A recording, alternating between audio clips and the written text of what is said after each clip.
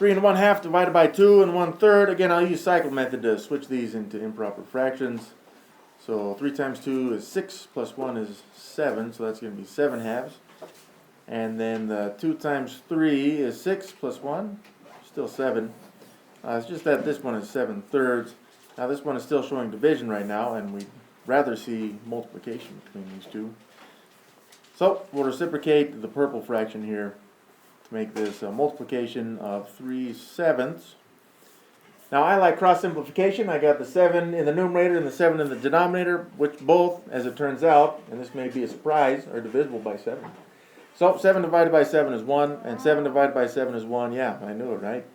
Well, we're going to multiply these numerators. 1 times 3 is 3, and 2 times 1 is 2. Again, some of you guys are like, well, you need to change it to a mixed number. Nope, I don't. The improper fraction is just fine. Now, 4, some of you guys be like, that's not a fraction. It is actually a fraction. It's a nice fraction. It's just 4 over 1. It's a phantom 1 right there. Remember, those are phantom 1s. You can't see them. They're there. They're watching. It's kind of creepy, but you should know that they're there, and you can force it to be there if you need to. Now, again, with the division, we don't want to divide fractions. We'd rather multiply them by reciprocating this fraction to make it 5/3. So now, we end up with 4/1 times 5/3. And I'd look for any cross simplification that I can do, but I don't see any. So we'll just do straight multiplication of numerators and denominators. 4 times 5 is 20. 1 times 3 is 3. 20/3 is fine to me. No need to change that into a mixed number. All right. Next up, number 4. How many walls can you paint if you have 8 cans of paint and 3/4 of a can will paint one wall? So, how much of 3/4 will go into 8 is really what this is asking, which hopefully reminds us that this is a division problem. How many 3/4 are there in 8? Well, this becomes 8 over 1, and a diagram would be helpful on this one, like if you guys drew a picture. But it's just a bell work, so I'm not going to do that. And yeah, we want to change the operation of multiplication by reciprocating this fraction to be 4/3. So now I got 8/1 times 4/3. And I don't see any cross simplification that I can do, so I'll multiply the numerators. 8 times 4 is 32. 1 times 3 is 3. And the mixed number may be a little bit more applicable in this case. Not that you would have to. Like you could just say, well, that's how many walls I can paint, which is true.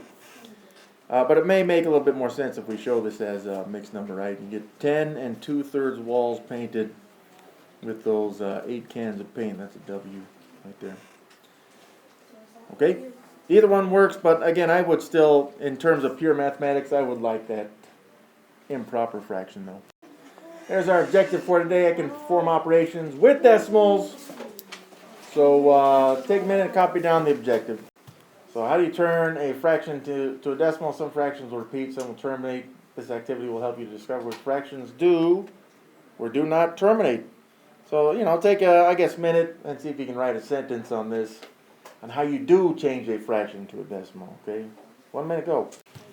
But when I change a fraction to a decimal, I only use one word to describe it, even though, you should probably use a full sentence.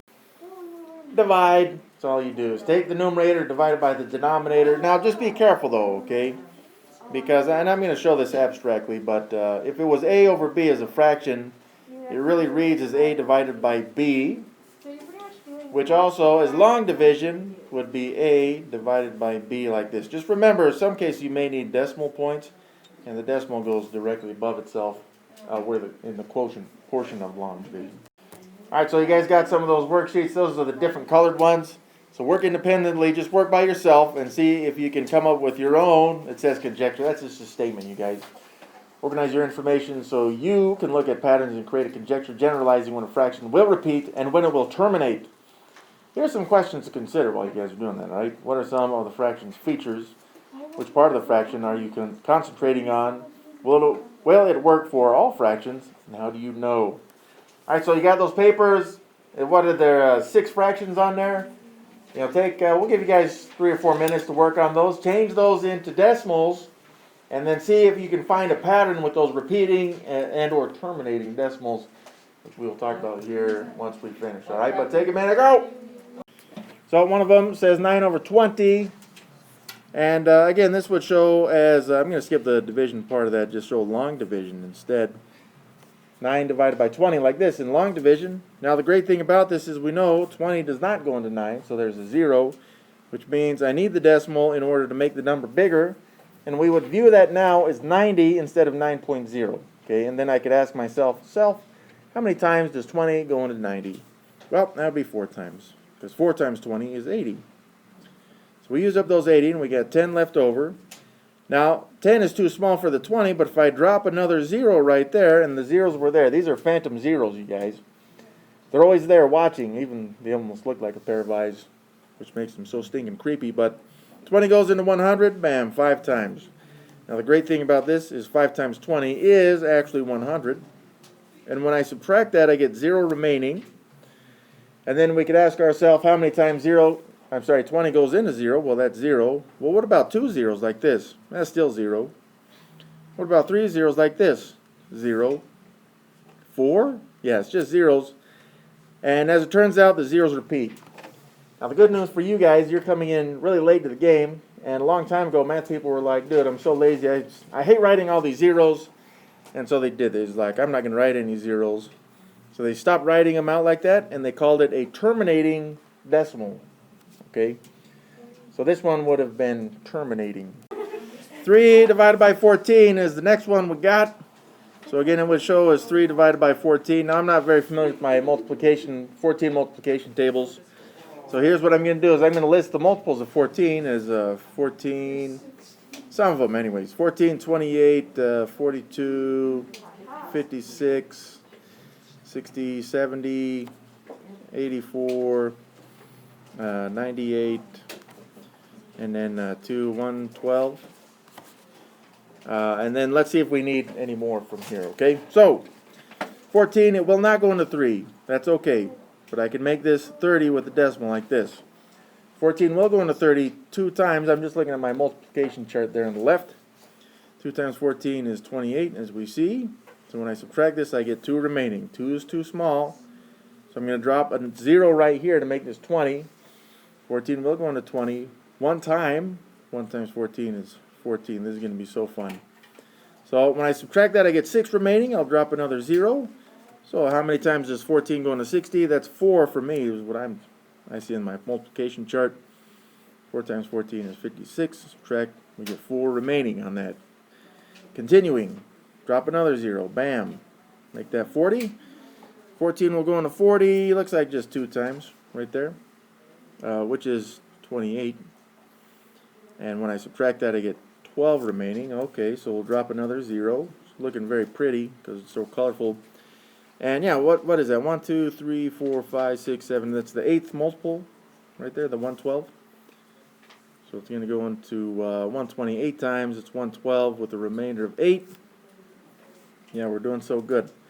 I'm going to drop another 0 actually and make this 80. And so that was 5 times right there. Yeah, I need a little bit more space. Don't worry, it's coming to an end, just not very quickly. So when I subtract it, it's 70, and so I got 10 remaining.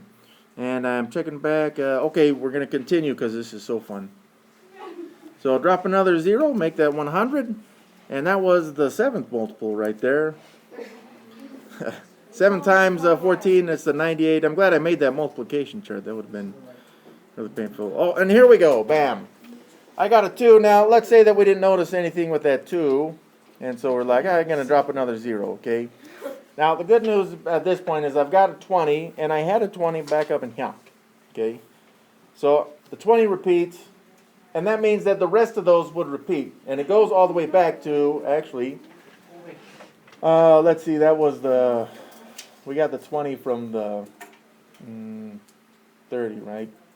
So yeah, I think it's all 1, 2, 3, 4, 5, 6, 7. 7 numbers that repeat. Whoa. Now that was really fun though. Let me check, because our next number, right? If I drop that 0, it go into a 1 time. Oh, so it's not the 2 actually.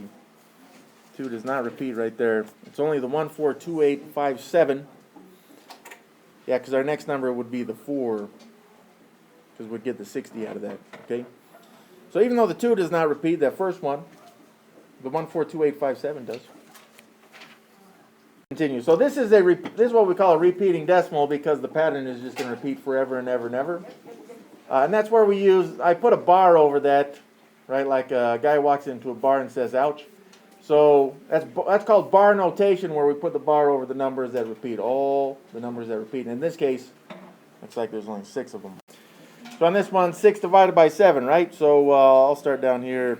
Oh, I got to get my pen going. 6 divided by 7, and I am making that long on purpose because it is coming, all right? 6 divided by 7. Now 7 won't go into 6. Now I am good with my multiplication tables of 7, I think anyways. So I'm going to bring that decimal straight up and make this 60. 7 goes into 60. Let's see, 8 times. 8 times 7 is 56. So when I subtract, I get 4 right there. And we'll need to drop another 0 to make this 40. 7 goes into 40 5 times. 5 times 7 is 35.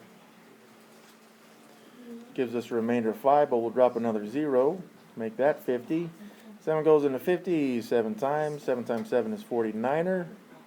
Subtract to get a 1. And yeah, we'll drop another 0 to make that 10. 7 goes into 10 once. That's not too bad. So when I subtract, I get 3.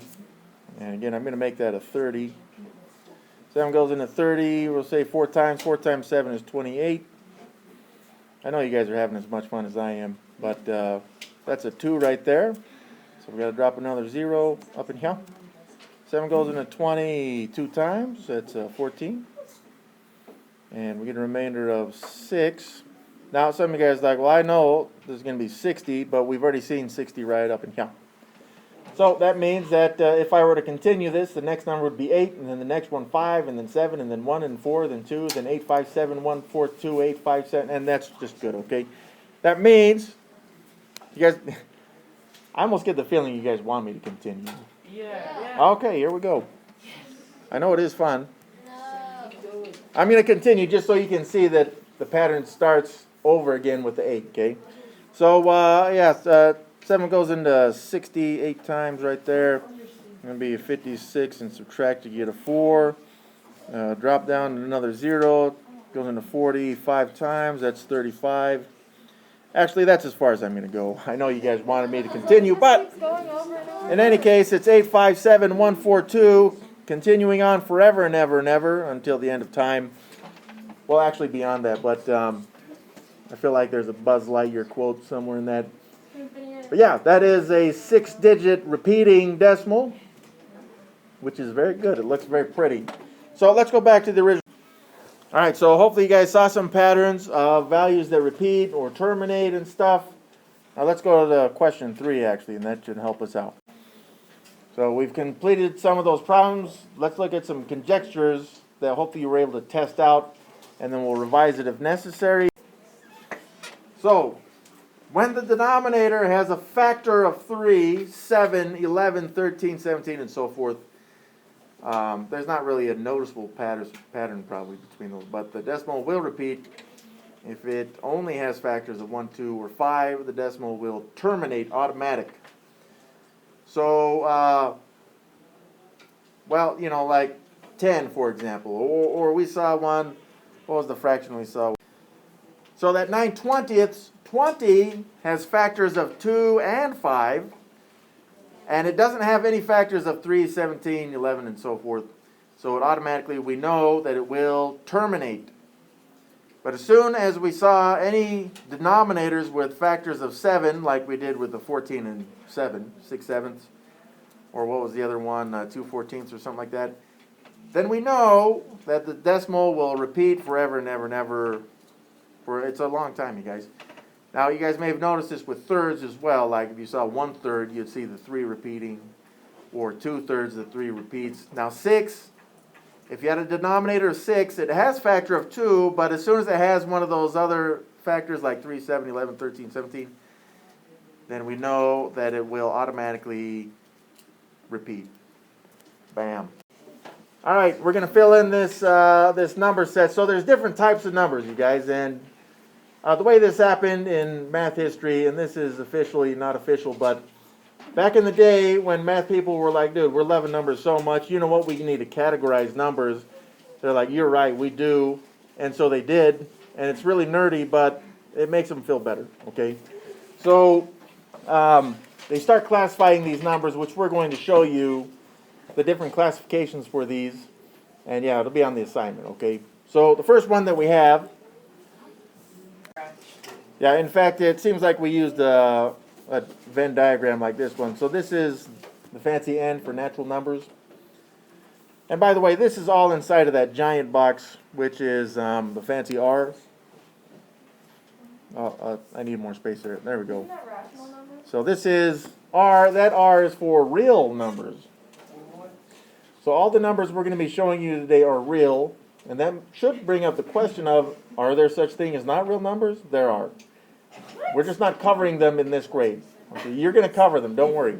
Wait, there are things like that? Yeah, there are such numbers as not real numbers, but we're not talking about those today, okay? Why do they need a... Next why up, do people need to classify? after natural numbers are all the whole numbers. That would be this box right up in here. And it is a fancy W right there. Next up, I'd be looking at this box, which is all the integers.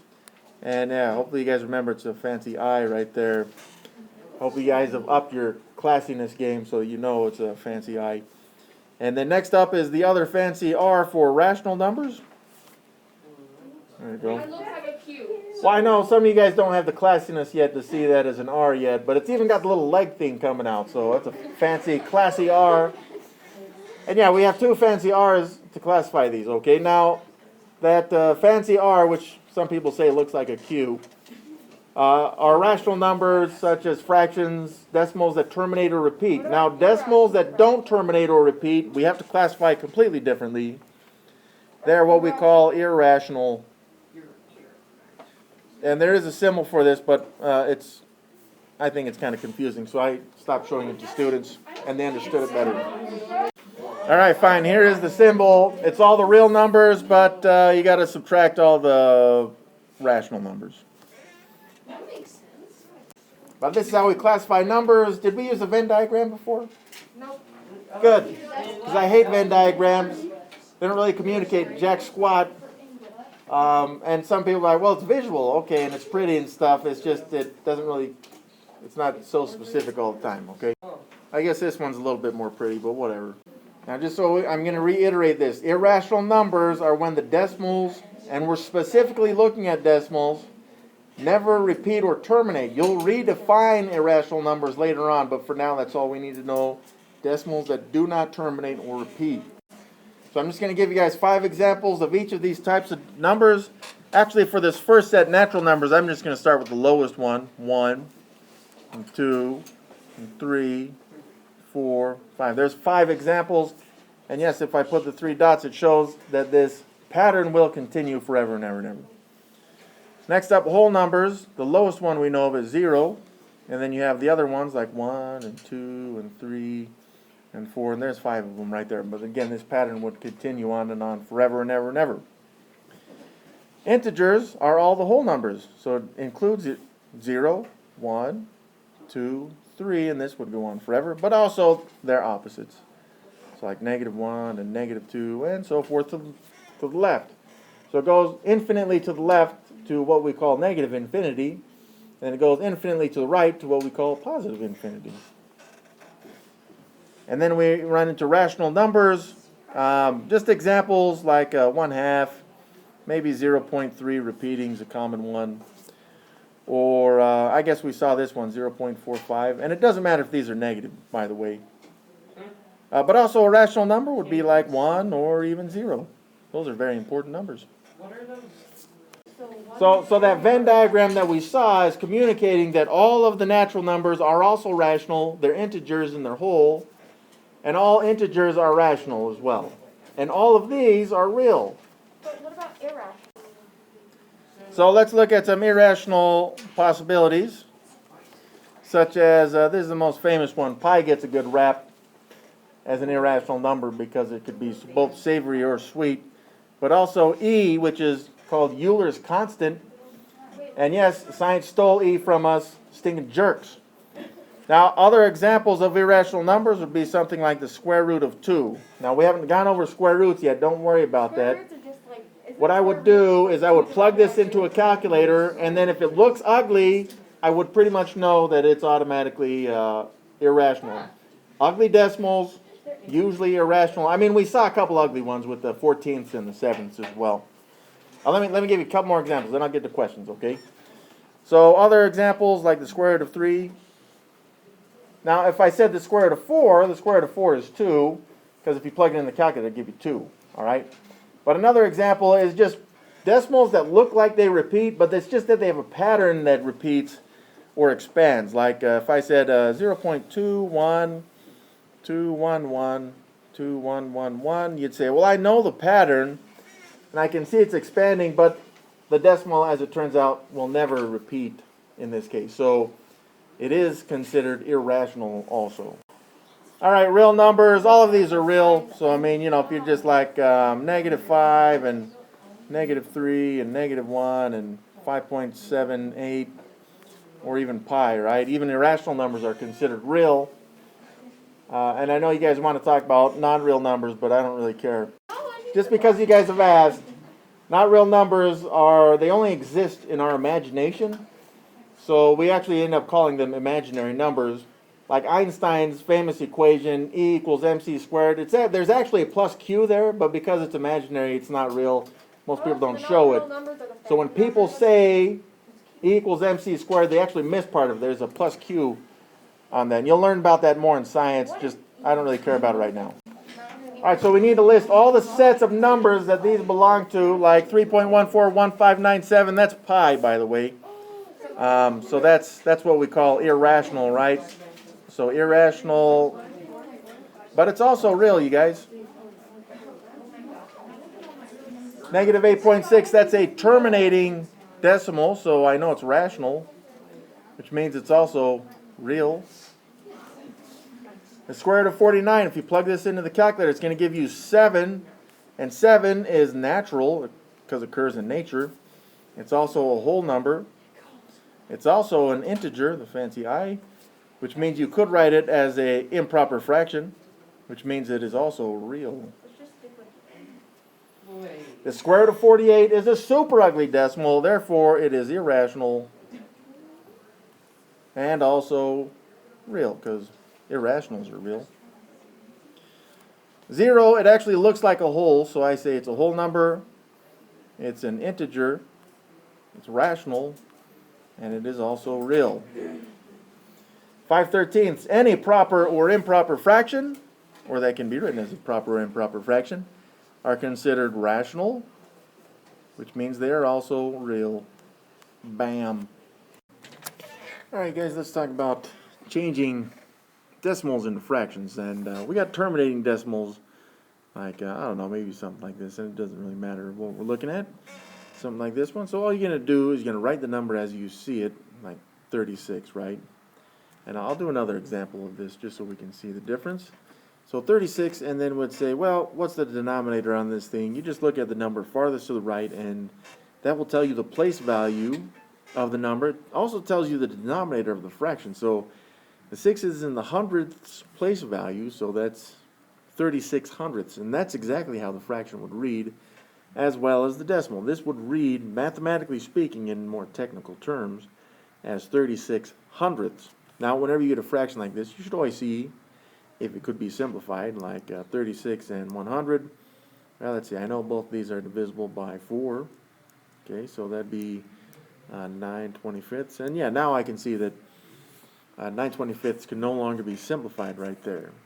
So that's a pretty quick example. Another example of another terminating decimal would be something like, let's say negative 1 point, I don't know, 4 even, like this. Okay, so what we would do on this case is, again, we know it's negative, so whatever fraction we get, it's going to just automatically be negative.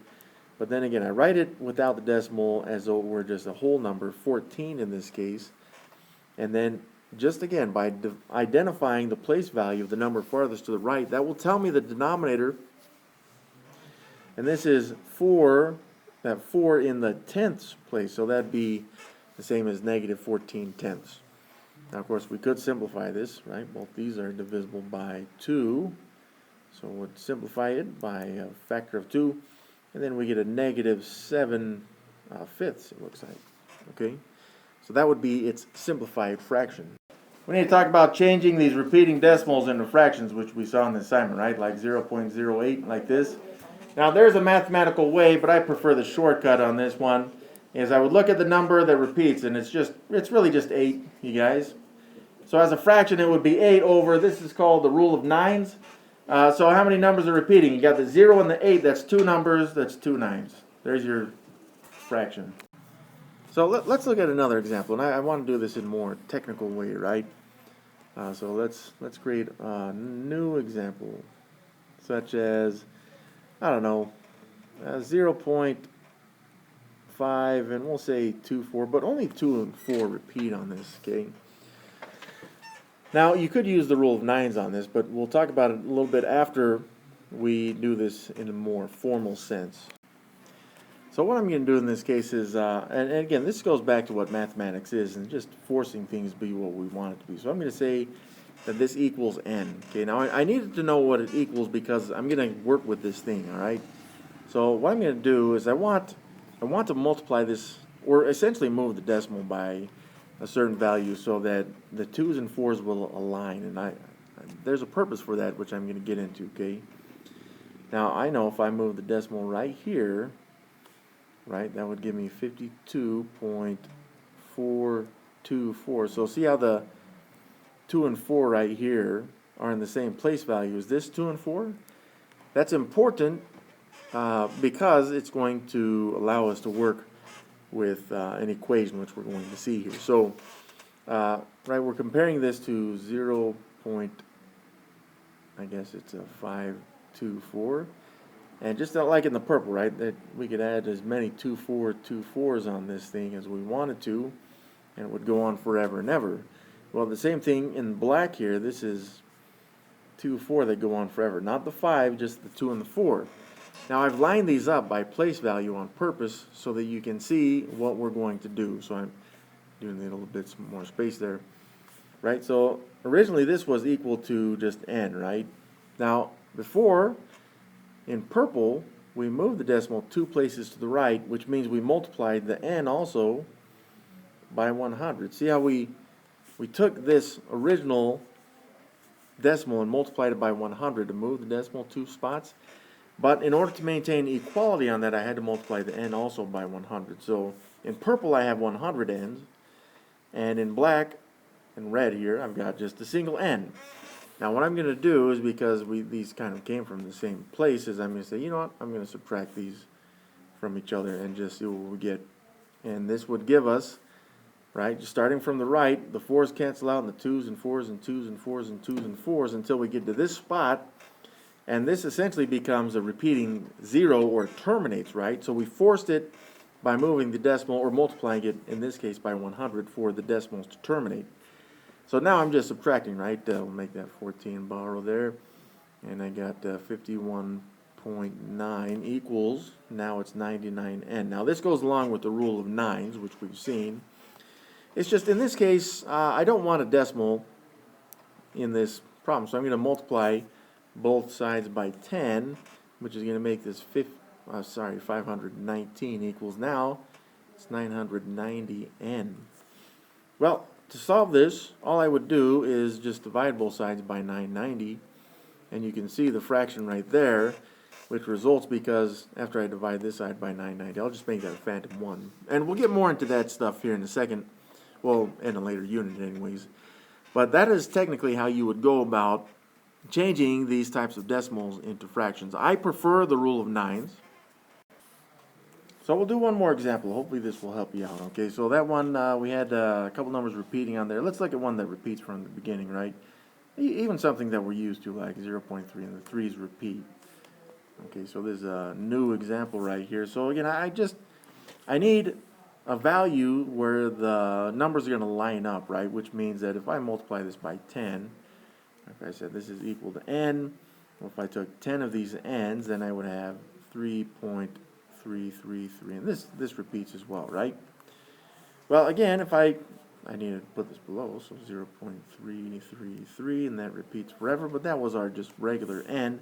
But if I subtract both of these, then I end up with 9 n's, and this equals, right, all the 3's cancel out as far to the right as we can go. 3 minus 0 is 3. Well, some of you guys know that that's going to be 1/3, and that's because if we divide both sides by 9 in this case, that becomes n, and so n is a fraction in this case.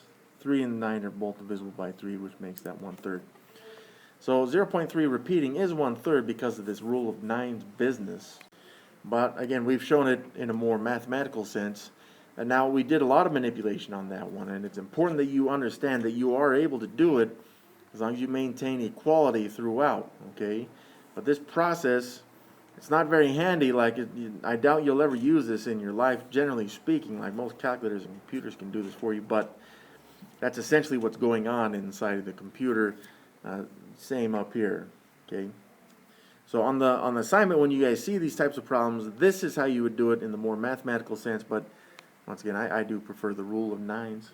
All right, that brings us to our, hold on one second. That brings us to our objective. I can perform operations with decimals, and I probably should have put on there that you can classify numbers.